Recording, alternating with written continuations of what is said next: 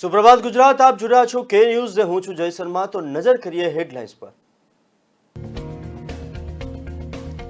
રાહુલ ગાંધી આવશે ગુજરાતના પ્રવાસે।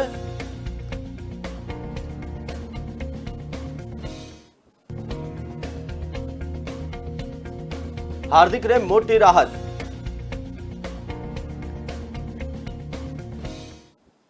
$7 સામે રૂપિયો ગગડ્યો।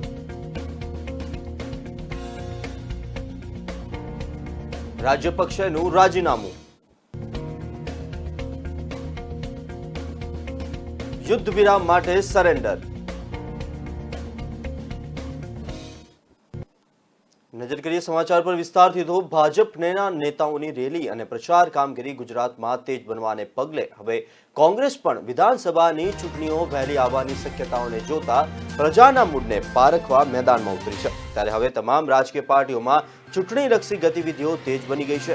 કેન્દ્રના મોટા નેતાઓના ગુજરાત પ્રવાસ વધી ગયા છે।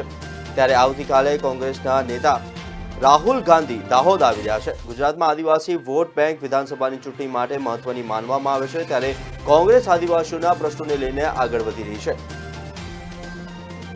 કોંગ્રેસ નેતા રાહુલ ગાંધી આજ રોજ ગુજરાત પ્રવાસે આવી રહ્યા છે। ત્યારે તેઓ દાહોદમાં યોજાનારા આદિવાસી સંમેલનને સંબોધશે। આદિવાસી સત્યાગ્રહ રેલીને દાહોદ ખાતે નવજીવન આર્ટ્સ એન્ડ કોમર્સ કોલેજના ઐતિહાસિક મેદાન પર સવારે 10 કલાકે સંબોધન કરવા જઈ રહ્યા છે। ટૂંક સમયમાં જ તેઓ સંબોધન કરશે। સાથે જ આદિવાસી સત્યાગ્રહ રેલીમાં પણ આદિવાસી સમાજના સળગતા પ્રશ્નો, આદિવાસીની અસ્મિતા અને સંસ્કૃતિ માટે લડતનો નિર્ધાર જાહેર કરશે। જેમાં આદિવાસી પત્રમાં statue of unity, area development and tourism act 2019 રદ કરવા તેમજ કોંગ્રેસ સરકાર દ્વારા 1996માં લાવવામાં આવેલો ભૂરિયો કમિટીના પૈસા કાયદાનો સંપૂર્ણ અમલ કરવા તેમજ સરકારી શાળાઓ અને સરકારી હોસ્પિટલોને બંધ કરવા, ખાનગીકરણ તાત્કાલિક અટકાવવા તેમજ તેમાં સુવિધાઓ વધારવા અને દરેક વ્યક્તિને મફત શિક્ષણ અને સારવાર પૂરી પાડવા કોંગ્રેસ હવે લડત આપવા જઈ રહી છે। ત્યારે ગુજરાત પ્રદેશ કોંગ્રેસ સમિતિના પ્રમુખ જગદીશ ઠાકોરે જણાવ્યું હતું કે આદિવાસી સમાજને, ભાઈ બહેનોને તેમના બંધારણીય હક અને અધિકાર મળે તે માટે કોંગ્રેસ પાર્ટી લડત આપી રહી છે। ત્યારે આદિવાસી સમાજના ભાઈ બહેનોના હક અને અધિકાર માટે આજ રોજ દાહોદ ખાતે આદિવાસી સત્યાગ્રહ રેલીમાં બહુ મોટી સંખ્યામાં જોડાવા તેમજ કોંગ્રેસ પાર્ટી દ્વારા અપીલ કરવામાં આવી છે।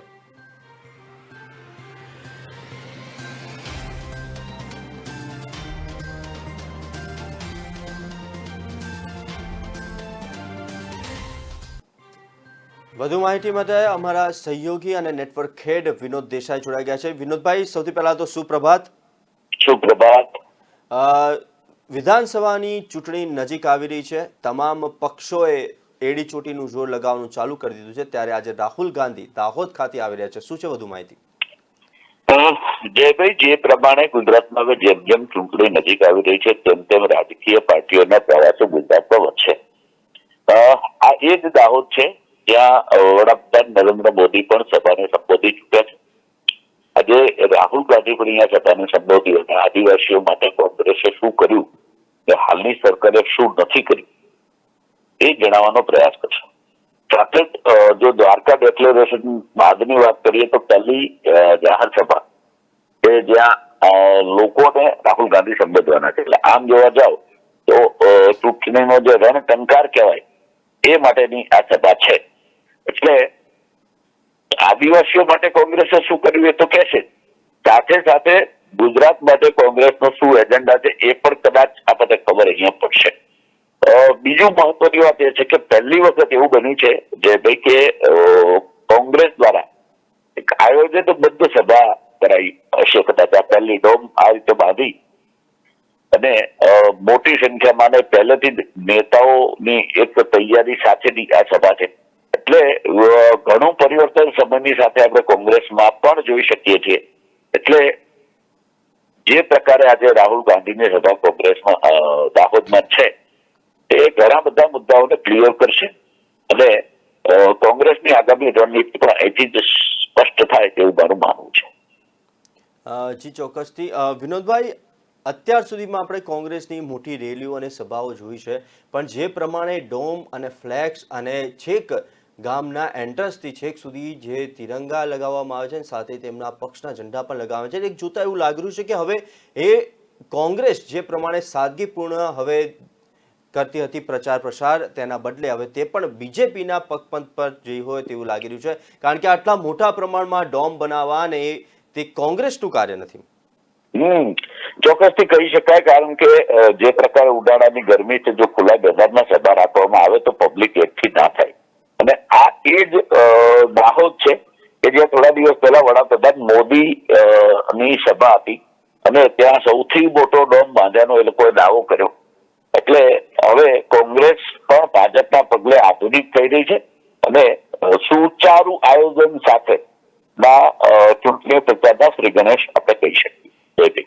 જી વિનોદભાઈ, સમગ્ર માહિતી બદલ અમારી સાથે જોડાવા બદલ આભાર. તો જે પ્રમાણે આજે દાહોદ યોજાનારી આદિવાસી સંમેલનને રાહુલ ગાંધી સંબોધવા જઈ રહ્યા છે, આક્રમકતાથી તૈયારીઓ ચાલુ કરવામાં આવી છે.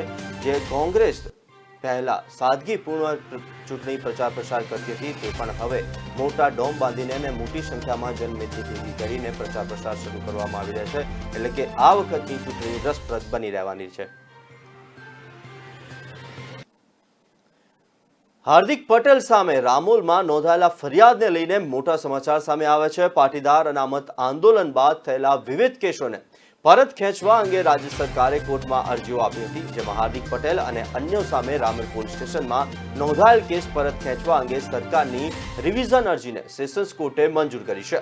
અગાઉ 25મી એપ્રિલના રોજ આ કેસ પાછો ખેંચવાની સરકારની અરજીને મેટ્રો કોર્ટ ફગાવી દીધી છે. ત્યારે હવે હાર્દિક પટેલ અને અન્ય 20 આરોપીઓને અરજી પાછી ખેંચવાની રાહત મળી છે. હવે હાર્દિક પટેલ સામે માત્ર રાજદ્રોહનો એક કેસ પેન્ડિંગ છે. પાટીદાર અનામત આંદોલન સમયે રામોલ પોલીસ સ્ટેશન તોડફોડ અને રાયોટિંગના ગુના સંદર્ભે હાર્દિક પટેલ અને અન્ય આરોપી સામે ફરિયાદ નોંધવામાં આવી છે.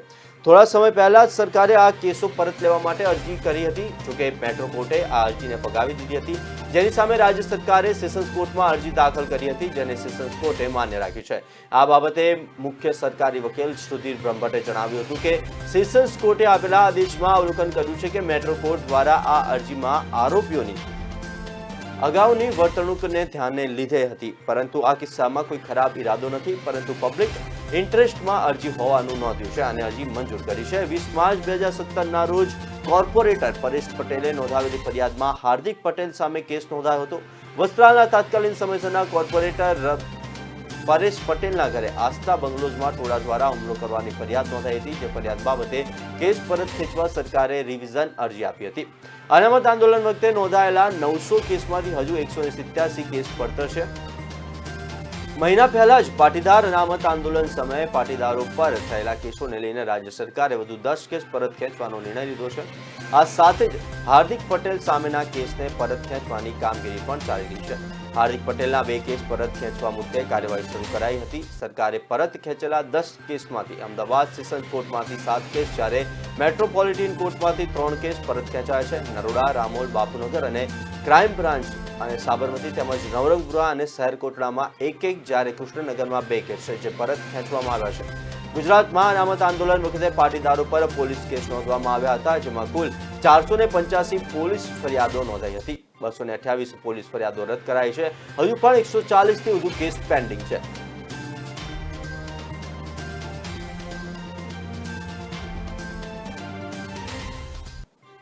વધુ માહિતી માટે અમારા સહયોગી જીગર પંડ્યા જોડાઈ ગયા છે. જીગરભાઈ, સૌથી પહેલા તો સુપ્રભાત આપને. સુપ્રભાત. ઇલેક્શન નજીક આવી રહ્યું છે, ત્યારે હાર્દિક માટે સારા સમાચાર આવ્યા છે. કેસો પરત ખેંચવામાં આવ્યા છે. હવે તેમની ઉપર માત્ર એક રાજદ્રોહનો જ કેસ બાકી રહેવાનો છે. એટલે આગામી સમયમાં જે પ્રમાણે આક્રમકતાથી હાર્દિક પટેલ, કેમ કે જો આ કેસો હોત તો તેઓ આની અંદર બને એટલા આક્રમક મોડમાં ના જોવા મળ્યા હોત, પણ હવે કેસો પરત ખેંચાઈ ગયા છે અને માત્ર એક રાજદ્રોહનો જ કેસ તેમની ઉપર રહેવાનો છે. તો શું આ ચૂંટણીની અંદર હાર્દિક પટેલની કેવી તેમની ભૂમિકા રહેશે?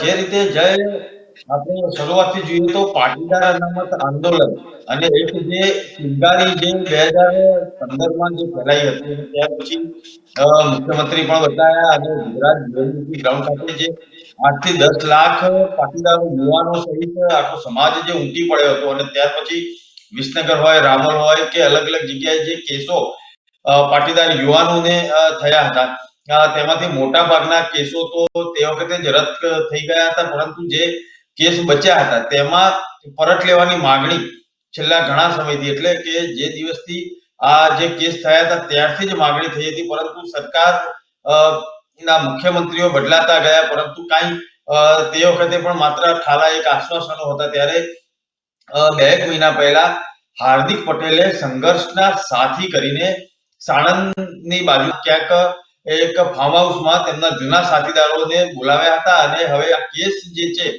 તે સરકાર પરત લે, નહીં તો અલ્ટિમેટમ પણ 23 માર્ચ સુધીનું આપેલું હતું. અને ત્યાર પછીનો ઘટનાક્રમ આપણે સૌ જાણીએ છીએ, દર્શકો પણ જાણે છે કે જે રીતે મુખ્યમંત્રી ભૂપેન્દ્ર પટેલે તેમાં એક સક્રિય ભૂમિકા ભજવી અને ત્યાર પછી એક જે રીતે કેસ જે છે તે પરત લેવાનું શરૂ કર્યું પાટીદાર યુવાનોના. કેટલાક હજી પણ પેન્ડિંગ છે, તે પણ સરકાર તો કહી રહી છે કે ધીરે ધીરે તે કેસનું અવલોકન કરીને અમે પાછા ખેંચવાની વાત કરીશું. પરંતુ અત્યારે હાલ રામોલથી જે સમાચાર આવી રહ્યા છે કે જે કેસ નોંધાયેલા હતા તેમાં હાર્દિક પટેલને ચોક્કસથી રાહત મળી છે.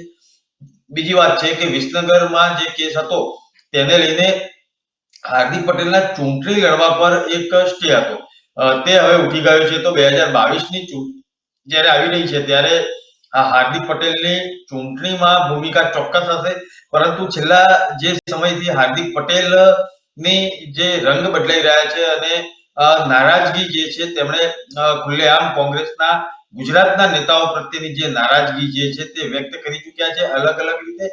અને હાર્દિક પટેલ જે છે તેમણે શરૂઆત જે છે તે તેમના ડીપી પ્રોફાઇલમાંથી તેમનું નામ જે ઉપર કાર્યકારી અધ્યક્ષ છે તે હટાવી દેવાનું હોય કે અલગ અલગ પોસ્ટરોમાં નારાજગી દર્શાવતા માટે જે જગદીશ ઠાકોર હોય અથવા તો અન્ય નેતાઓ હોય પ્રદેશના, તેમના નામ અને તેમના ફોટા ગાયબ કરીને અલગ અલગ સંમેલનમાં, તાપીના સંમેલનમાં, યુવક સંમેલનમાં હાજર રહેવું, અથવા તો અલગ અલગ તેમની જે એક વેદના હતી કે મને કોઈ ગણતું નથી કોંગ્રેસમાં, તે નારાજગી સામે આવી.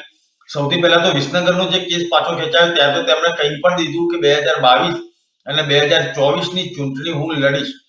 અને ત્યાર પછી જે રીતે આખી વાતનો વળાંક આવ્યો અને હાર્દિક પટેલે તેમની નારાજગી જે છે તે દિવસે દિવસે અલગ અલગ રીતે બતાવવાનું કોંગ્રેસના મોવડી મંડળને શરૂ કર્યું.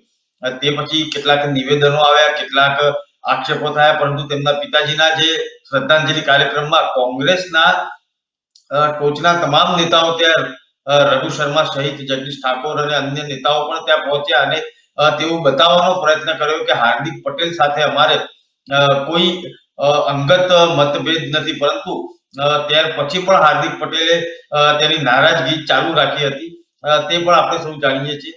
સરવાળે વાત એટલી છે કે તેઓ કયા પક્ષમાં જોડાશે નહીં જોડાય તેની અટકળો અત્યારે હાલ તો ખુદ હાર્દિક પટેલે જ પૂર્ણ વિરામ મૂકી દીધું છે કે તેઓ કોંગ્રેસમાં છે તેવું કહીને.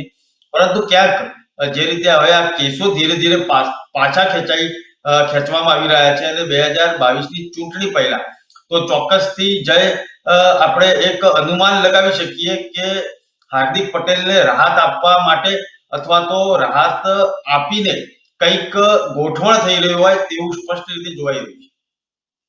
ચોક્કસથી સ્પષ્ટપણે જોવાઈ રહ્યું છે. એક તો સૌથી પહેલા જીગરભાઈ આપનો સમગ્ર આભાર અમારી સાથે જોડાવા માટે.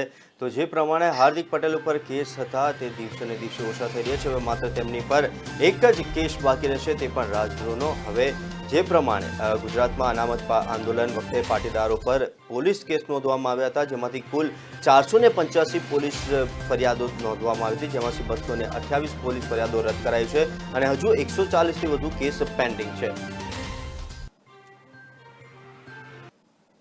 ખોડલધામના ચેરમેન નરેશ પટેલ ચૂંટણી આવે એટલે રાજકીય રાગ આલાપવાનું શરૂ કરી દેશે.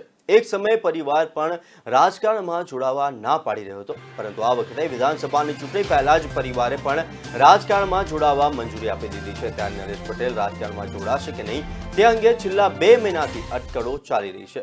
છેલ્લા 1 મહિનાથી નરેશ પટેલ ભાજપ કોંગ્રેસના દિગ્ગજ નેતાઓ અને સાથે બેઠક અને મુલાકાત કરી રહ્યા છે. આ બધાની વચ્ચે તેઓ દિલ્હી પણ રવાના થયા હતા અને દિલ્હીમાં પણ પાર્ટીના હાઈકમાન્ડોને મળ્યા હતા. શનિવારે પણ કોંગ્રેસના નેતા અર્જુન મોઢવાડિયા સાથે નરેશ પટેલે બેઠક કરી હતી. બંને વચ્ચે રાજકોટના સરદાર પટેલ ભવન ખાતે બંધબાણે બેઠક યોજાઈ હતી અને આ બેઠકમાં નરેશ પટેલને કોંગ્રેસમાં લાવવાની વાત થયાનું પણ સૂત્રો પાસેથી જાણવા મળ્યું છે. નરેશ પટેલ રાજકારણમાં પ્રવેશ અંગે મુદ્દત પર મુદ્દત પાડી રહ્યા છે. પરંતુ રાજકારણમાં પ્રવેશ માટે દિલ્હીમાં રાજકીય અગ્રણીઓ સાથે ચર્ચા કરી તેમજ નરેશ પટેલના રાજકીય પ્રવેશને લઈને હજુ પણ સમય લાગી શકે તેવા સંકેતો જોવા મળી રહ્યા છે.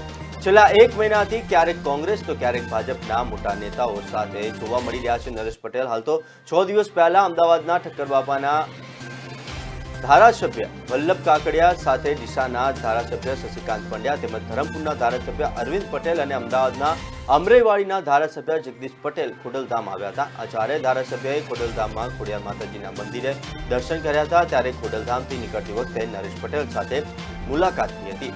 આ એક શુભેચ્છા મુલાકાત હોવાની પણ વાત બહાર આવી છે. આ ચારેય નેતાઓને ખોડલધામમાં ખોડલ સમક્ષ શીશ ઝુકાવ્યા બાદ નરેશ પટેલને પણ મુલાકાત લીધી હતી.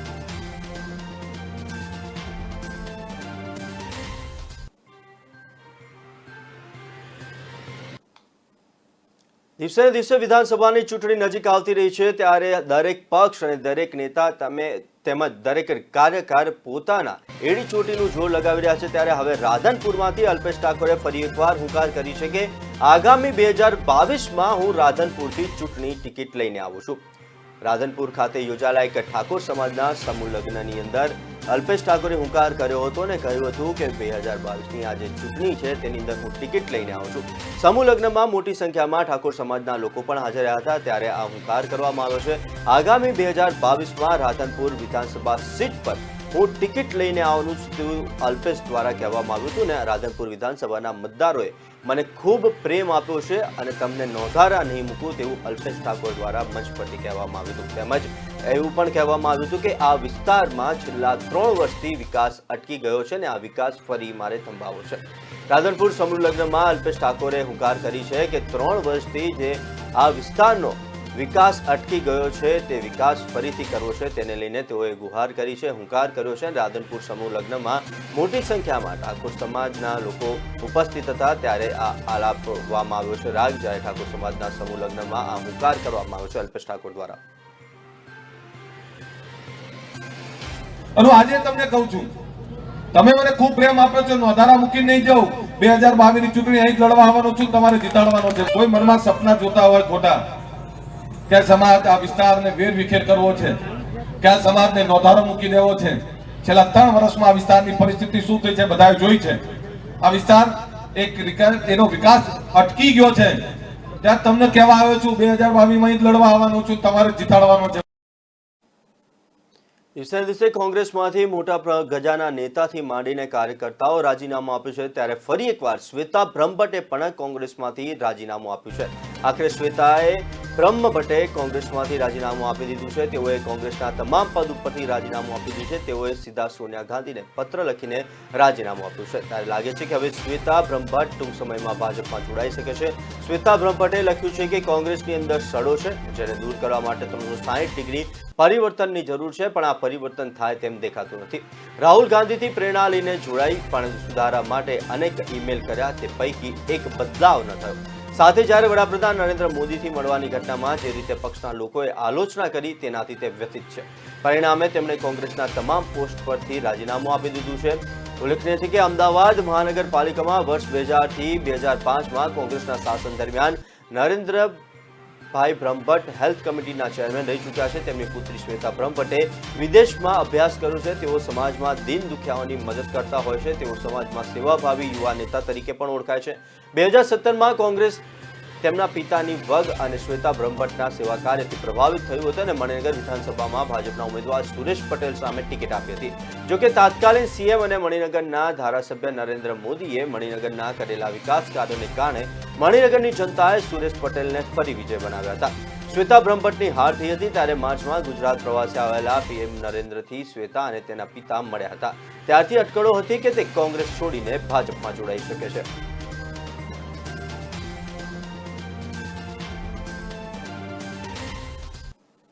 હાલ સમય થયો છે કે નાનકડા વિરામનો લઈશું એક વિરામ.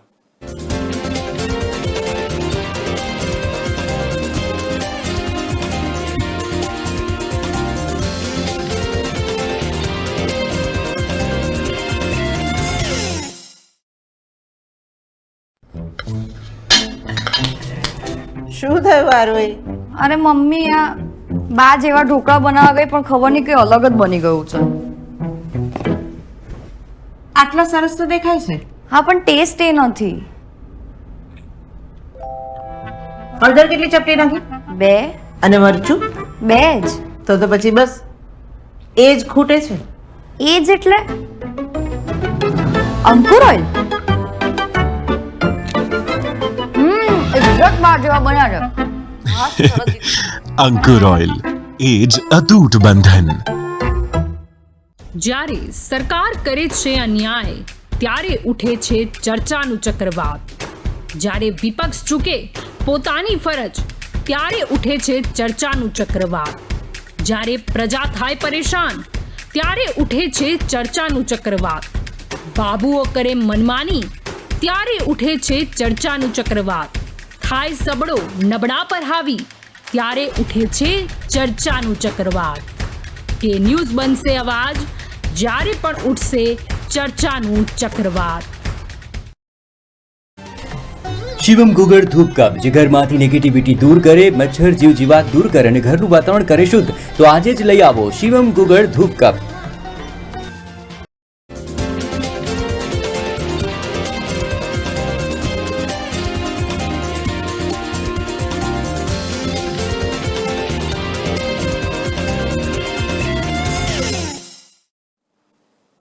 વિરામ બાદ નજર કરીએ સમાચાર પર તો મહત્વપૂર્ણ સમાચાર શિક્ષણ જગતને લઈને મળી રહ્યા છે. વિદ્યાર્થીઓના ભવિષ્ય સાથે ચેડા થઈ રહ્યા છે. થરાદ વિસ્તારની શાળાઓનું શિક્ષણ ધૂળધાણીએ હોય તેવા દ્રશ્યો સામે આવે છે.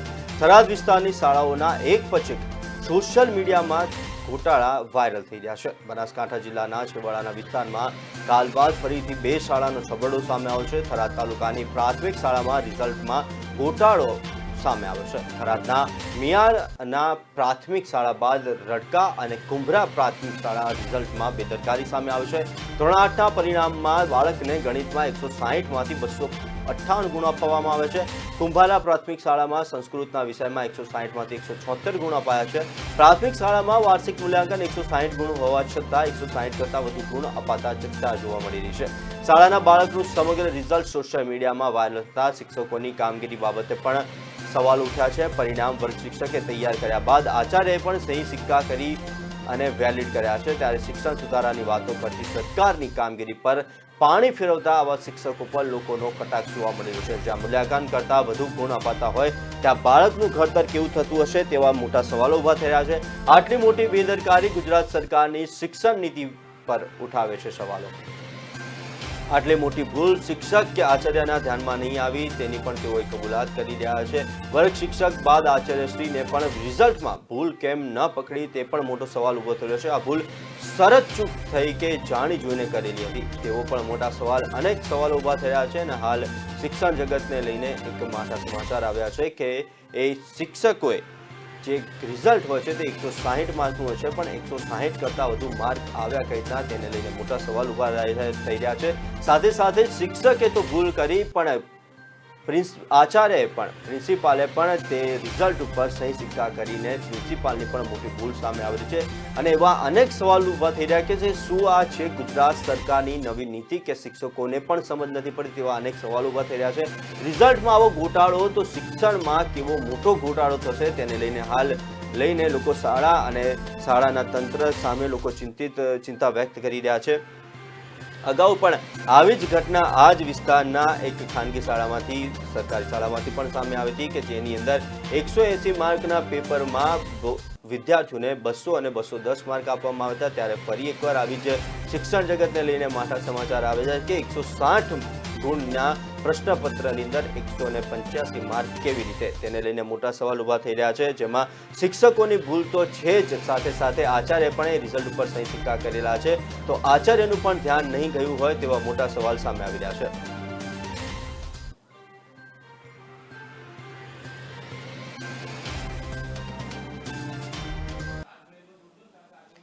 મહત્વપૂર્ણ સમાચાર ડોલર અને રૂપિયાને લઈને આવી રહ્યા છે. ડોલર સામે રૂપિયો 77.17ની સપાટીએ ખુલ્યો હતો અને ટૂંક સમયમાં ગગડીને 77.42ની સપાટીએ પહોંચ્યો હતો. પાછલા બંધથી 52 પૈસાનો ઘટાડો થયો છે અને ભારતીય ચલણમાં અત્યાર સુધીનો સૌથી મોટો ઘટાડો છે. વિદેશી હુંડિયામણને પણ વધુ નુકસાન થયું છે. આંતરબેંક વિદેશી હુંડિયામણ બજારમાં ડોલર સામે રૂપિયાનો જોતજોતામાં 77 રૂપિયા અને 17 પૈસાની સપાટીએ ખુલ્યો હતો અને ટૂંક જ સમયમાં ગગડીને 77 રૂપિયા અને 42 પૈસાએ પહોંચ્યો હતો. આ રૂપિયાના પાછલા બંધથી 52 પૈસાનો ઘટાડો થયો છે. ભારતીય ચલણમાં અત્યાર સુધીનો સૌથી મોટો ઘટાડો નોંધાયો છે. સોમવારે તે ડોલર સામે અત્યાર સુધીના સૌથી નીચલા સ્તરે પહોંચ્યો હતો. આંતરરાષ્ટ્રીય બજારોમાં અમેરિકી ચલણ મજબૂત થવાને કારણે રૂપિયો ઝડપથી ગગડ્યો છે. શરૂઆતની કારોબારમાં રૂપિયો 52 પૈસા ઘટીને 77 રૂપિયા અને 42 પૈસાના સ્તરે પહોંચ્યો હતો. મોટા ઘટાડા બાદ આંતરબેંક વિદેશી મુદ્રા બજારમાં ડોલર સામે રૂપિયો જોતજોતામાં 77 રૂપિયા અને 17 પૈસાના સ્તર પર ખુલ્યો હતો અને ટૂંક જ સમયમાં ગગડીને 77 રૂપિયા અને 42 પૈસા પર આવી ગયો હતો. આ રૂપિયાના પાછલા બંધથી 52 પૈસાનો ઘટાડો થયો હતો. સપ્તાહના અંતિમ કારોબારી દિવસે શુક્રવારે ભારતીય મુદ્રા 55 પૈસાના ઘટાડા સાથે 76 રૂપિયા અને 90 પૈસાના સ્તર પર ડોલરની સાથે બંધ થઈ ગઈ હતી. જે દરમિયાન શેરબજારના બેન્ચમાર્ક ઇન્ડેક્સ NSE નિફ્ટી 50 ઇન્ડેક્સમાં 1.6% અને BSE ઇન્ડેક્સમાં 1.9%નો ઘટાડો નોંધાયો હતો.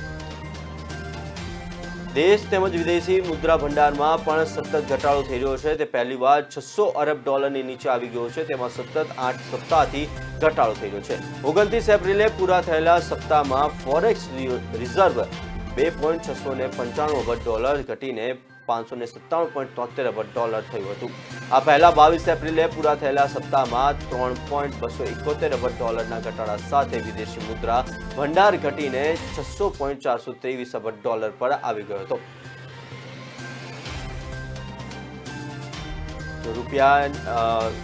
રૂપિયામાં ઘટાડાની સૌથી ખરાબ અસર વાત કરવામાં આવે તો એ કયા સેક્ટર પર પડશે તો કાચા તેલની વાત કરીએ તો ભારત પોતાની જરૂરિયાતના 80% કાચા તેલની આયાત કરે છે. આવી સ્થિતિમાં રૂપિયાના ઘટાડાથી કાચા તેલનું આયાત બિલ વધશે અને વિદેશી હુંડિયામણને પણ વધુ નુકસાન થશે. આ સિવાય ખાતર અને કેમિકલ્સ જેનો ભારત મોટો આયાતકાર છે તે રૂપિયાની નબળાઈથી મોંઘા થશે. આ સિવાય ઇલેક્ટ્રોનિક્સ સામાનથી લઈને જ્વેલરી મોંઘી પણ થઈ શકે છે.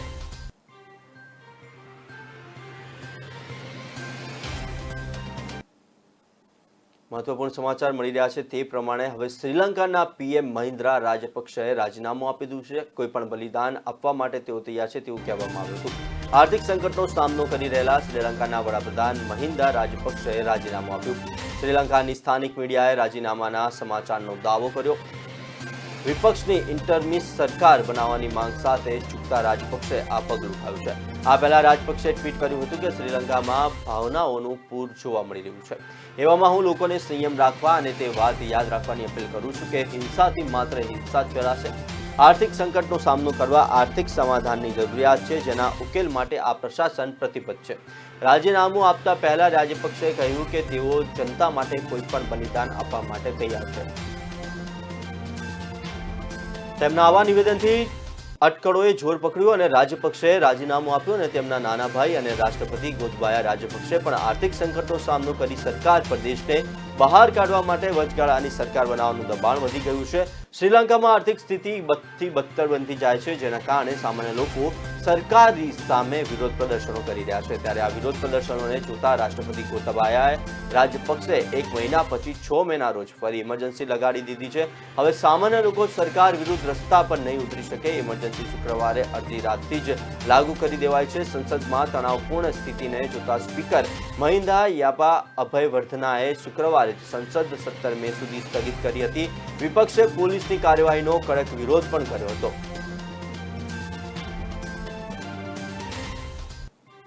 વધુ માહિતી માટે અમારા સહયોગી હર્ષ પટેલ જોડાયા ગયા છે.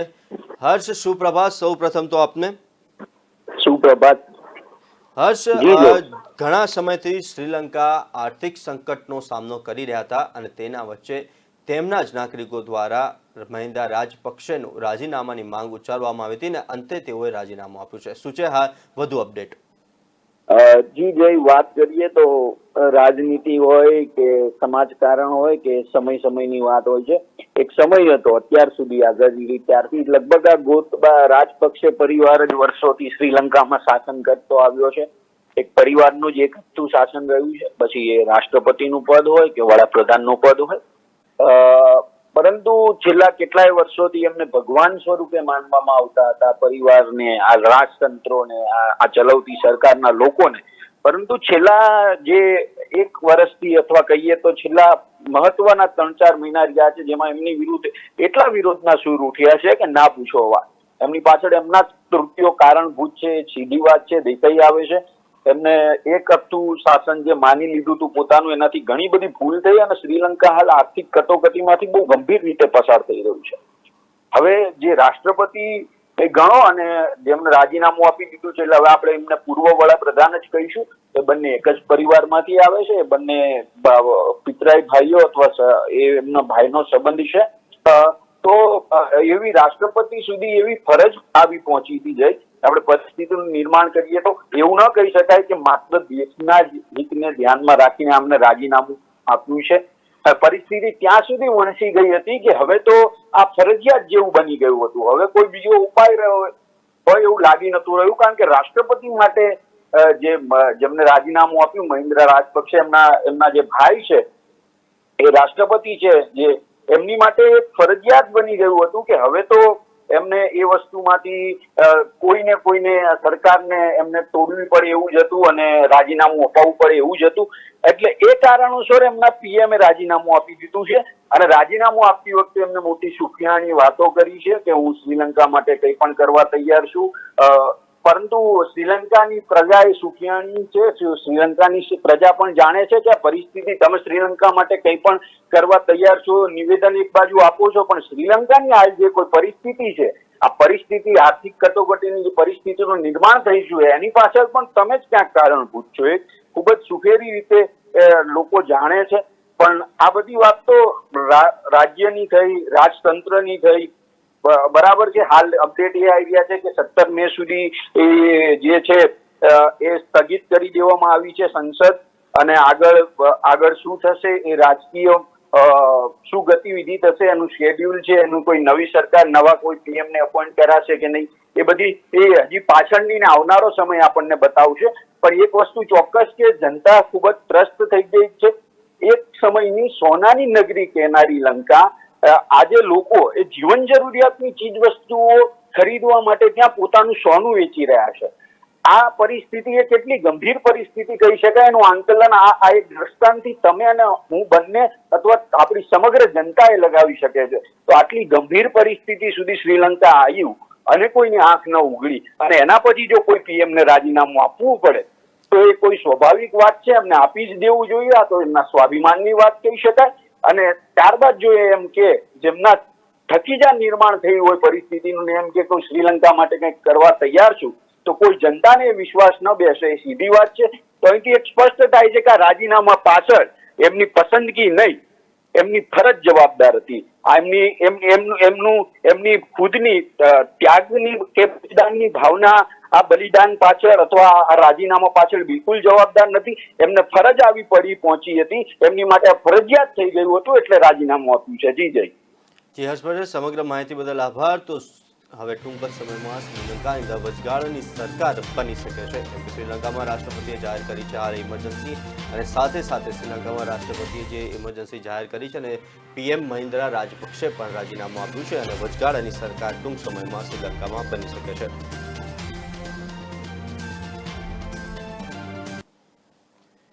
વાત કરીએ ચીનની, તો હવે ચીનની સરકાર માત્ર સ્વદેશી કોમ્પ્યુટરોનો જ ઉપયોગ કરશે.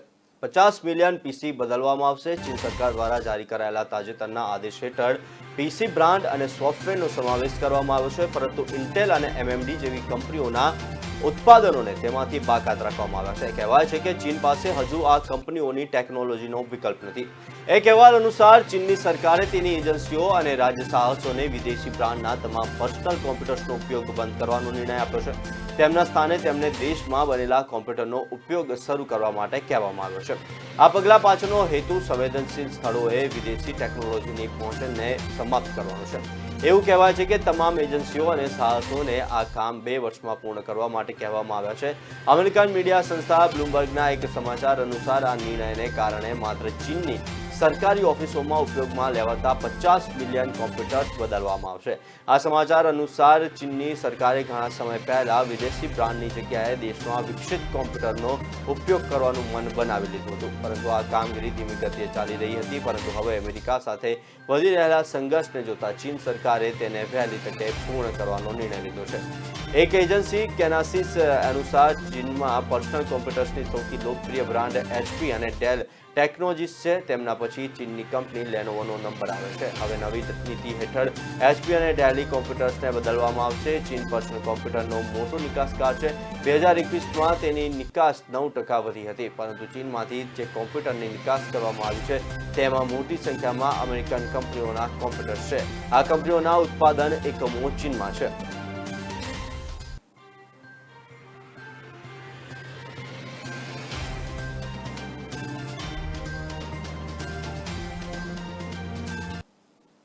ઘણા યુએસ અર્થશાસ્ત્રીઓએ ફેડરલ રિઝર્વના તાજેતરના જ પગલાંની આકરી ટીકા કરી. તેમણે કહ્યું કે ફેડરલ રિઝર્વે ફુગાવાને કાબૂમાં લેવા માટે પગલાં લેવામાં મોડું કર્યું છે. તેણે એવા સમયે વ્યાજદરમાં વધારો કરવાનું શરૂ કર્યું છે જ્યારે ફુગાવો નોંધપાત્ર રીતે વધ્યો છે. હવે માત્ર નાણાંની સપ્લાય પર અંકુશ લાગવાથી તે નિયંત્રણમાં નહીં આવે. અમેરિકાની સેન્ટ્રલ બેંક ફેડરલ રિઝર્વે ફુગાવાના દરને અંકુશમાં લેવા માટે વ્યાજદરમાં વધારો કરવાનો માર્ગ પસંદ કર્યો છે, પરંતુ તેના કારણે સ્ટેગફ્લેશનને ભય ઊભો થયો છે. સ્ટેગફ્લેશિસ એવી સ્થિતિ છે જ્યારે ફુગાવાનો દર આર્થિક વૃદ્ધિના દર કરતાં વધી જાય છે. અર્થશાસ્ત્રીઓના મતે આવી સ્થિતિ સામાન્ય રીતે લોકોની રોજગાર અને વાસ્તવિક આવક સામેના પડકારોને વધારે છે. અર્થશાસ્ત્રીઓએ ચેતવણી આપી છે કે ઊંચા વ્યાજ દરનો અર્થ એ થશે કે રોકાણકારો લોન લઈને નવું રોકાણ કરવાનું ટાળશે. તેનાથી આર્થિક વિકાસ દરમાં ઘટાડો થશે. આની અસર રોજગારના વાતાવરણ પર પડશે. અગ્રણી નિષ્ણાતો તેમણે વ્યાજદર પર વધારાની ટીકા કરી છે, જેમાં ભૂતપૂર્વ US treasury secretary Larry Sam's અને અર્થશાસ્ત્રી મોહમ્મદ અલ અરિયનનો સમાવેશ થાય છે. સમર્સે ફેડરલ રિઝર્વના વડા તરીકે પણ સેવા આપી હતી. આ બંને અર્થશાસ્ત્રીઓએ ચેતવણી આપી છે કે ફેડરલ રિઝર્વના તાજેતરના વલણથી માત્ર અમેરિકા જ નહીં પરંતુ સમગ્ર વિશ્વમાં મંદીની શક્યતાઓ છે. વિદેશી રોકાણકારો અમેરિકામાં તેમનું રોકાણ વધારી રહ્યા છે. અમેરિકામાં વ્યાજદરમાં વધારાની અસર વિશ્વભરના શેર અને ચલણ બજારો પર જોવા મળી રહી છે. વિદેશી રોકાણકારો વધુને વધુ ઉભરતી અર્થવ્યવસ્થાઓમાં નાણાં લઈ રહ્યા છે અને યુએસમાં તેમના રોકાણમાં વધારો કરી રહ્યા છે. તેના કારણે જ્યાં અમેરિકી ડોલરમાં ઉછાળો આવ્યો છે ત્યાં યુરો, પાઉન્ડ, યેન અને યુઆન સહિત મોટાભાગના દેશોની કરન્સી દબાણમાં આવી ગઈ છે.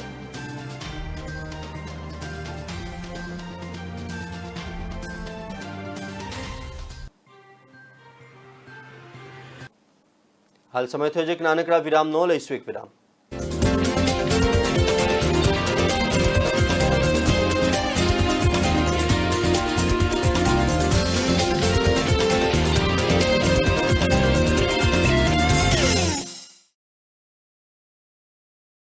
પ્રજાના પ્રાણ પ્રશ્નોને વાચા આપે છે કે ન્યૂઝ. વાત ગામડાની હોય કે ખેડૂતના ખેતરની, કૃષિ બજારની હોય કે મોંઘવારીના માર્ગની, મહિલાની મૂંઝવણ હોય કે નાના વેપારીના મનની ગૂંચવણ, વિદ્યાર્થીની વાત, પ્રજાને મૂંઝવતી તમામ વાત એટલે જનતાની વાત. ઉઠાવો ફોન અને ડાયલ કરો. જે ન્યૂઝ રજૂ કરશે જનતાની વાત, જનતાના મુખે. દર રવિવારે સાંજે 7:30 થી 9:30 મેરેથોન માહિતી રજૂ કરતો ફોન ઇન કાર્યક્રમ જનતાની વાત.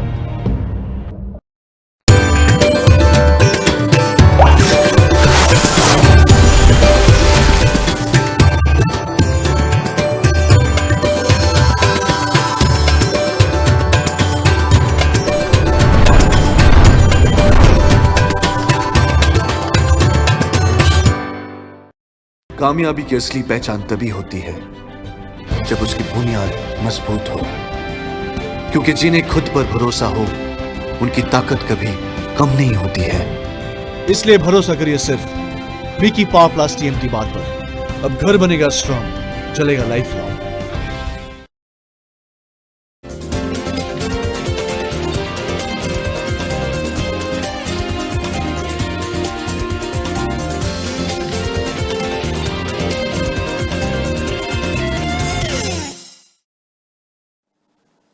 વિરામ બાદ નજર કરીએ સમાચાર પર. તો યુક્રેનના રાષ્ટ્રપતિ વોલોદિમીર ઝેલેન્સ્કીએ કહ્યું છે કે તેમનો દેશ રશિયા સાથે યુદ્ધ વાટાઘાટો ફરી શરૂ કરવા માટે તૈયાર છે.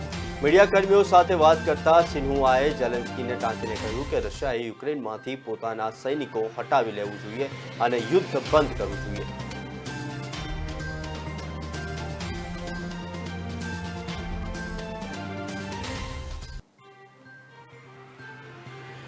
યુક્રેનના રાષ્ટ્રપતિએ મહત્વપૂર્ણ નિવેદન આપ્યું છે અને જેમાં કહેવામાં આવ્યું છે કે યુદ્ધ વાટાઘાટો ફરી શરૂ કરવા માટે અમે તૈયાર છીએ.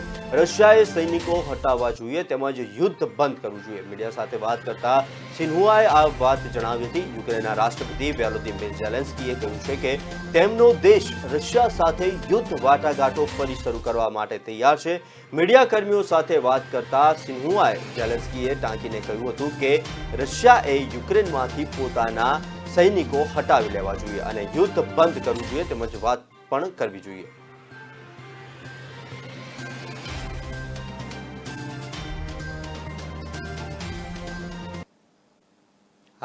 નજર કરીએ આગળના સમાચાર પર તો અંગ્રેજોના સમયનો દેશદ્રોહને લગતો કાયદો બદલવામાં આવશે.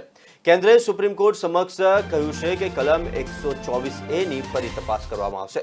સરકારે દેશમાં અંગ્રેજોના સમયથી ચાલતા આવતા કોલોનિયલ કાયદા અંગે ફેરવિચારણા કરવાનો નિર્ણય કર્યો છે. આ પુનઃ વિચારણા અંતર્ગત દેશદ્રોહ કાયદાની માન્યતા અંગે પણ સરકારે સોગંદનામું દાખલ કર્યું છે. કેન્દ્ર સરકારે કોર્ટ સમક્ષ કહ્યું છે કે તેમણે ભારતીય દંડ સંહિતાની કલમ 124A ની તપાસ અને કાયદામાં સુધારા કરવાનો નિર્ણય કર્યો છે. આ કેસ સુપ્રીમ કોર્ટમાં વિચારણા હેઠળ છે, જે એસજી વોમ્બકેટેરે વિરુદ્ધ ભારત સંઘના કેસ સાથે જોડાયેલો છે. સરકારે સુપ્રીમ સમક્ષ કલમ 124A ની વેલિડિટીની તપાસમાં સમય નહીં લગાડવાની વિનંતી કરી છે. સુપ્રીમ કોર્ટે સોમવારે કલમ 124A ની બંધારણીય બાબતને પડકારતી અરજીઓ અંગે સુનાવણી હાથ ધરી હતી. જુલાઈ 2021માં આ કેસમાં નોટિસ ઇસ્યુ કરીને કેન્દ્ર સરકારને પ્રશ્ન કર્યો હતો કે શું સ્વતંત્રતા 75 વર્ષ બાદ કાયદાની જરૂર હતી. કોર્ટે આ કેસમાં એટર્ની જનરલ પાસે પણ મદદ માંગી છે.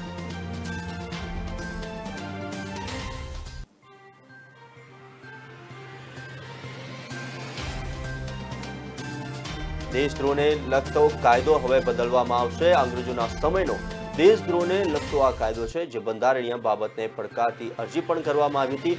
સ્વતંત્રતાના 75 વર્ષ બાદ પણ કાયદાની જરૂર છે તેવા સવાલ ઉભા થયા હતા અને કોર્ટે આ કેસમાં એટર્ની જનરલ પાસે પણ મદદ માંગી છે. અંગ્રેજોના સમયનો દેશદ્રોહને લગતો કાયદો બદલવામાં આવશે. કેન્દ્રએ સુપ્રીમ કોર્ટ સમક્ષ કહ્યું છે કે કલમ 124A ની ફરી તપાસ કરશું. સરકારે દેશમાં અંગ્રેજોના સમયથી ચાલતા આવતા કોલોનિયલ કાયદા અંગે ફેરવિચાર કરવાનો નિર્ણય કર્યો છે. આ પુનઃવિચારણા અંતર્ગત દેશદ્રોહ કાયદાની માન્યતા અંગે પણ સરકારે સોગંદનામું દાખલ કર્યું છે.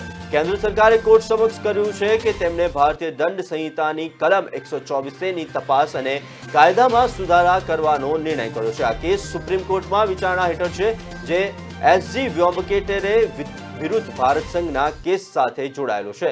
સરકારે સુપ્રીમ સમક્ષ કલમ 124A ની વેલિડિટીની તપાસમાં સમય નહીં બગાડવાની પણ વિનંતી કરી છે. સાથે જ સુપ્રીમ કોર્ટે સોમવારે કલમ 124A ની બંધારણીય બાબતને પડકારતી અરજી અંગે પણ સુનાવણી હાથ ધરી છે.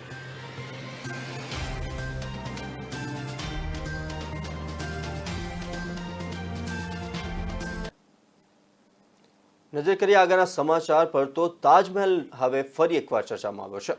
88 વર્ષ અગાઉ ખુલ્યા હતા આ રૂમ જો ફરી ખુલશે તો ઘણા રહસ્યો સામે આવી શકે છે તેવું આગ્રામાં પિટિશન પેન્ડિંગ જોવા મળ્યું છે.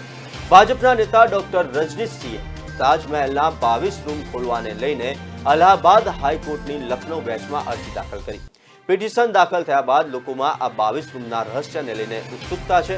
જો પિટિશન સ્વીકારવામાં આવે અને ભવિષ્યમાં આ 22 રૂમ ખોલવામાં આવે તો શું આ રૂમમાંથી ચોંકાવનારું કોઈ રહસ્ય સામે આવશે, તેને લઈને પણ લોકો હાલ અનેક સવાલ કરી રહ્યા છે. આ અંગે ઇતિહાસકાર રાજકિશોર શર્મા રાજેએ કહ્યું હતું કે જો આ રૂમો ખોલવામાં આવશે તો ચોક્કસ ચોંકાવનારા તથ્યો સામે આવશે. તે જ સમયે તાજમહેલના બંધ ભાગની વિડીયોગ્રાફી માટેની અરજી આગ્રાની કોર્ટમાં લાંબા સમયથી પેન્ડિંગ છે. 1934માં આ દ્વાર તાજમહેલના જે 22 રૂમ છે તેમના દ્વાર ખુલ્યા હતા. તાજમહેલના 22 રૂમમાં તપાસ કરવા માટે એક સમિતિની રચના કરવાની માંગ પણ કરવામાં આવતી. અરજી દાખલ કરવામાં આવી છે.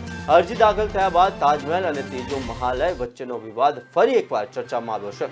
ઇતિહાસકાર રાજકિશોર રાજે જણાવ્યું કે તાજમહેલમાં મુખ્ય મકબરા અને ચમેલી ફ્લોરની નીચે 22 રૂમ છે જેને બંધ કરી દેવામાં આવે છે. તેમનું કહેવું છે કે આ રૂમો મુગલ કાળથી બંધ છે. વર્ષ 1934માં પણ તેમની સ્થિતિ કેવી હતી તે જોવા માટે તેઓને માત્ર નિરીક્ષણ માટે જ જોવામાં આવ્યા હતા, પરંતુ તેનો ક્યાંય ઉલ્લેખ થયો નથી. ચમેલ ફ્લોર પર યમુના કિનારા તરફ બેઝમેન્ટમાં નીચે જવા માટે 2 જગ્યાએ સીડીઓ બનેલી છે. તેમની ઉપર લોખંડની જાળી નાખીને બંધ કરી દેવામાં આવી છે. 40 થી 45 વર્ષ પહેલા સુધી સીડી નીચે જવાનો રસ્તો ખુલ્લો હતો. તે જ સમયે છેલ્લી વખત આ રૂમ 88 વર્ષ પહેલા 1934માં ખોલવામાં આવ્યા હતા. આ પછી 2015માં રિપેરિંગ કામ માટે કેટલાક રૂમ ગુપ્ત રીતે ખોલવામાં આવ્યા હતા. જોકે છેલ્લા 88 વર્ષમાં આ રૂમ લોકો માટે ખુલ્લા મુકાયા નથી. તેમનું માનવું છે કે જો આ રૂમો ખોલવામાં આવે અને તેની નિષ્પક્ષ તપાસ કરવામાં આવે તો કંઈક નવું રહસ્ય બહાર આવી શકે તેમ છે.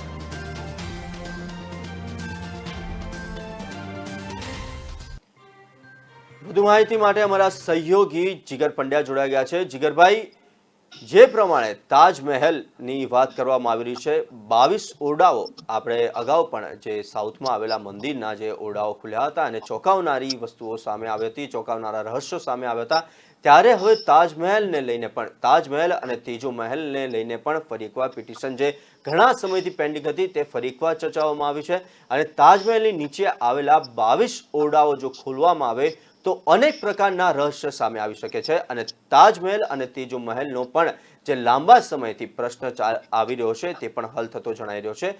જીગરભાઈ, પ્રશ્ન એ થઈ રહ્યો છે કે ઘણીવાર આ પ્રકારના રહસ્યો ખુલતા હોય છે, આવા દરવાજાઓ મળતા હોતા હોય છે અને આવી જે પ્રાકૃતિક અને જે ખૂબ જ જૂની આવા શિલ્પો હોય છે તેમાંથી ઘણા રહસ્યો સામે આવતા હોય છે.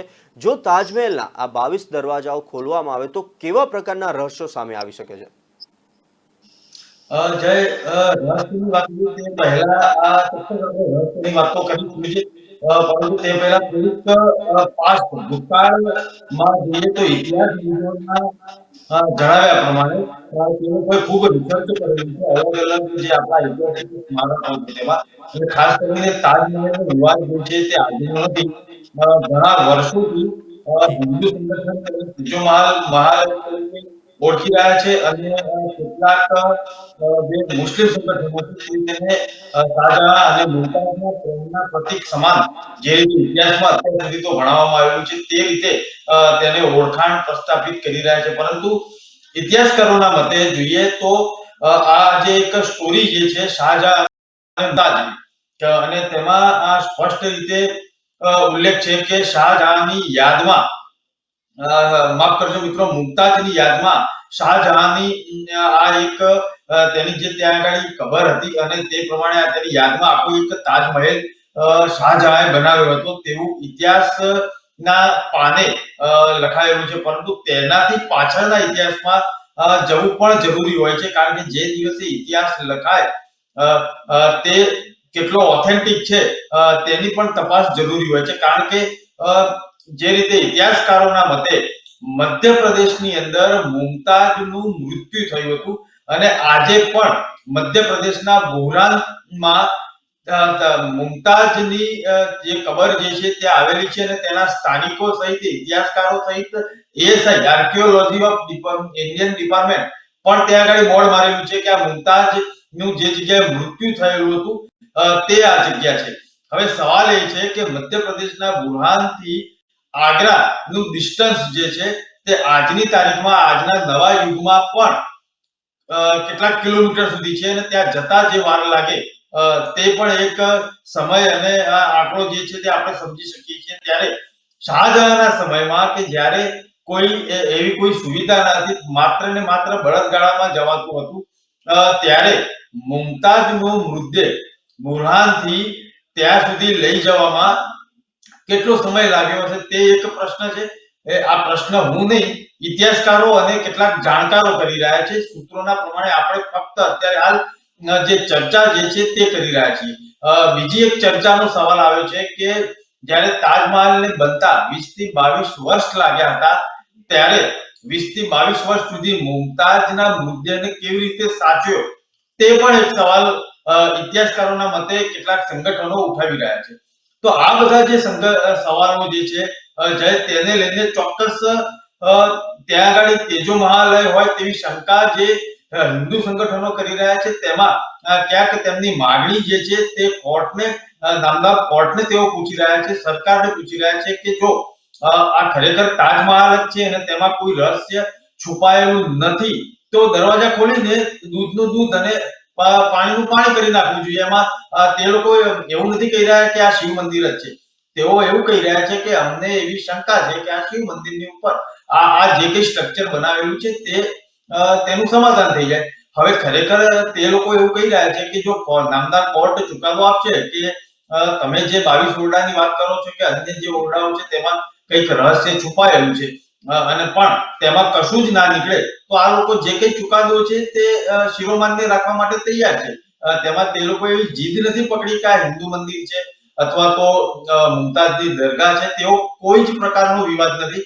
ફક્ત અને ફક્ત જેને યાચિકા દાયર કરી છે, જેને આરટીઆઈ કરી છે, તે વ્યક્તિનું ઇન્ટરવ્યુ જો આપણે સાંભળીએ તો તે સ્પષ્ટ રીતે કહી રહ્યો છે કે અમે કોઈ હિન્દુ મંદિર અથવા તો મુસ્લિમની જે એક અથવા તો જે એક ઇતિહાસ છે તેના સાથે કોઈ જ લેવા દેવા નથી. ફક્ત અમે 22 દરવાજા જે બંધ છે તે દરવાજા કેમ ખોલવામાં નથી આવતા તેને લઈને આ યાચિકા દાયર કરી છે. જો એ 22 દરવાજા કોર્ટને સાથે રાખીને તેનો સર્વે કરાવીને જે દરવાજા ખોલી દેવામાં આવે અને અંદર શું છે તેનું રહસ્ય સામે આવવામાં આવે, તે જે કંઈ રહસ્ય બહાર આવે તે સ્વીકારવા અમે તૈયાર છીએ. આ આખી વાત જે છે તેને લઈને આખો એક વિવાદ જે છે તે સામે આવે છે. અને જે બીજી વાત કે જ્યારે મધ્યપ્રદેશની વાત જે છે તે પણ ઇતિહાસકારોએ નોંધેલી છે, તાજમહેલની વાત છે તે પણ ઇતિહાસકારોએ નોંધેલી છે. મધ્યપ્રદેશના બુરહાનમાં આજે પણ ત્યાં આગળ તેના સ્થાનિકો એવું માની રહ્યા છે કે મુમતાજની કબર અને મુમતાજને આ જગ્યાએ દફનાવવામાં આવેલી છે અને ત્યાં આગળ બકાયદા લોકો ત્યાં જોવા જાય છે. અને તાજમહેલમાં પણ મુમતાજની જો કબર હોય તો બંને વાતો વચ્ચે વિસંગતતા ચોક્કસ છે અને તે રહસ્ય ખુલવું જોઈએ. જી, તમે કહ્યું તે પ્રમાણે વિસંગતતા વધુ છે, તેને જ લઈને તમે જે પ્રમાણે મધ્યપ્રદેશની વાત કરીને આગ્રાના તાજમહેલની વાત કરી રહ્યા છો, તો મધ્યપ્રદેશથી આગ્રા હાલના યુગમાં જો આપણે જવું હોય તો ગાડી લઈને બાય કાર બાય રોડ જઈએ તો બી 12 કલાક જેટલો સમય બતાવી રહ્યો છે. એટલે કે કહી શકાય કે બંને જે વાત છે તેને નકારી બી ન શકાય અને આપણે પણ એટલા ઓથોરાઇઝ પર્સન નથી કે કહી શકીએ, પણ મધ્યપ્રદેશની અંદર કબર હોવી અને સાથે તાજમહેલમાં બી કબર હોવી એ પણ હાલના સમયમાં જો આપણે એક દિવસ આખો જતો હોય તો ત્યારે કેવી રીતના આવી તે પણ એક મોટો સવાલ છે. જીગરભાઈ, બીજો એક પ્રશ્ન થઈ રહ્યો છે કે માત્ર તાજમહેલ નહીં, એવા ઘણા બધા સ્થાપત્યો છે જેની અંદરથી અનેક પ્રકારે નવા રહસ્યો સામે નીકળતા હોય છે. જે રીતના આપણે સાઉથના મંદિરો લઈ લઈએ કે ઘણા એવા આપણા ગુજરાતમાં બી મંદિર છે જ્યાંથી અનેક ઝવેરાતથી માંડીને અલગ અલગ વસ્તુઓ મળતી હોય છે. પણ તાજમહેલ જેટલી ઘણા સમયથી આ વિવાદ જે છે કહી શકાય, પણ જો આ 22 દરવાજાઓ ખોલવામાં આવે તો કેવા પ્રકારના રહસ્યો સામે આવી શકે છે? એક બાજુ ઘણી વખતે એવું કહેવામાં આવી રહ્યું છે કે આ મુગલ સલ્તનતનું છે અને તેમાં ઘણા અવશેષો એ આપણા હિન્દુ સંસ્કૃતિને લગતા પણ છે. ત્યારે જો આ 22 રૂમો ખોલવામાં આવે તો કંઈક ઘણા રહસ્યો આવી શકે, તો તમને કયા પ્રકારના રહસ્યો સામે આવી શકે તેવું લાગે છે? ઇતિહાસકારોના મતે જો જોઈએ તો તે લોકો તો દાવો કરી રહ્યા છે કે નીચે જે મતલબ જે રૂમો જે છે તેની અંદર હિન્દુ સંસ્કૃતિ દેવી દેવતાઓના ચિહ્નો મળી શકે તેવી આશંકા તેઓ સેવી રહ્યા છે. અને સાથે સાથે આપણે થોડુંક ભૂતકાળ જોઈએ તો અયોધ્યામાં જે કેસ ચાલતો હતો ત્યાર પછી રામ મંદિર બનવાની જે ત્યાં આગળ ચુકાદા પછી રામ મંદિર બનવાનું જે શરૂ થયું અને તેના ફાઉન્ડેશન અથવા તો તેને જમીનમાં જે ખોદકામ થયું જે 50-60 ફૂટ કે 30 ફૂટ, ત્યારે પણ તેમાંથી અનેક રહસ્યો બહાર નીકળ્યા હતા અને તે પણ આપણી સામે છે. અને જ્યારે દાવો કરવામાં આવતો હતો કે આ રામ મંદિર છે કે નહીં અથવા તો મસ્જિદ છે કે નહીં અથવા તો આ જે સ્ટ્રક્ચર જે છે તે બાબર આવ્યા હતા અને બાબરે તોડ્યું હતું, આ બધી જે વાતો હતી ત્યારે આશંકાઓ હતી. પરંતુ જ્યારે ચુકાદો આવી ગયો ત્યારે તેનું રહસ્ય જે છે તેની વાત કરીએ તો આપણે એક ઉદાહરણ તરીકે જોઈએ અત્યારે કે રામ મંદિરના ફાઉન્ડેશન પાયાનું કામ શરૂ થયું ત્યાર પછી 30-40 ફૂટ તેનું ખોદાણ શરૂ થયું ત્યારે કેટલીય રહસ્ય તેમાંથી જમીનમાંથી બહાર આવવાનું પણ આપણી સામે છે. અને જે હજી હમણાં 6-8 મહિના પહેલા જ તે દાખલાઓ સામે આવે છે. ત્યારે આ જે સંગઠન છે જે યાચિકા કરતા છે તેમને ફક્ત અને ફક્ત 22 રહસ્યમય ઓરડા છે અને તેની અંદર શું છે તે જાણવા માટે જ તેને યાચિકા જે છે તે કોર્ટની અંદર કરેલી છે. અને અત્યારે હાલ આપણે એક મીડિયા કર્મી તરીકે જે આપણી પાસે જાણકારી જે છે સૂત્રો પ્રમાણે તે પ્રમાણે માનીએ તો ત્યાં આગળ ઇતિહાસકારોની વાત માનવી પડે, ત્યાં સર્વે જે થાય તેની વાત માનવી પડે અને તેને લઈને આર્કિયોલોજી ડિપાર્ટમેન્ટ કઈ રીતે તેના રહસ્યો ઉજાગર કરે છે તે પણ વાત માનવી પડે અને ત્યાં સુધી કોઈ પણ પ્રકારની ટિપ્પણી એક મીડિયાકર્મી તરીકે આપણાથી ન આપી શકાય કે આ રહસ્યો જે છે તે શું હશે અથવા તો કયા પ્રકારના રહસ્યો ખુલશે તે પણ આપણે અત્યારે હાલ તો એક ઓથેન્ટિક લેંગ્વેજમાં વાત કરીએ તો તે ન કરી શકાય, પરંતુ જે યાચિકા જે દાખલ થયેલી છે કોર્ટમાં, તો નામદાર કોર્ટનું જે સ્ટેટમેન્ટ આવે અથવા તો નામદાર કોર્ટ જે કઈ પ્રકારની કાર્યવાહીના આદેશ આપે અને જે રૂમ ખોલે અને તેમાંથી આર્કિયોલોજી ડિપાર્ટમેન્ટ તેનો સર્વે કરે અને યાચિકા જેણે દાખલ કરેલી છે તેનું પણ એ જ કહેવું છે કે હિન્દુ મંદિર હતું કે ત્યાર પછી કયું સ્ટ્રક્ચર બન્યું તેના સાથે અમારે લેવા દેવા નથી. બહાર જે રૂમ બંધ છે તે કેમ બંધ છે અને જો તેમાં કોઈ પણ પ્રકારનું રહસ્ય ન હોય તો તે દરવાજા ખોલી નાખવા જોઈએ. બસ આટલી જ યાચિકા છે ને તેને લઈને માહોલ ગરમાયો છે.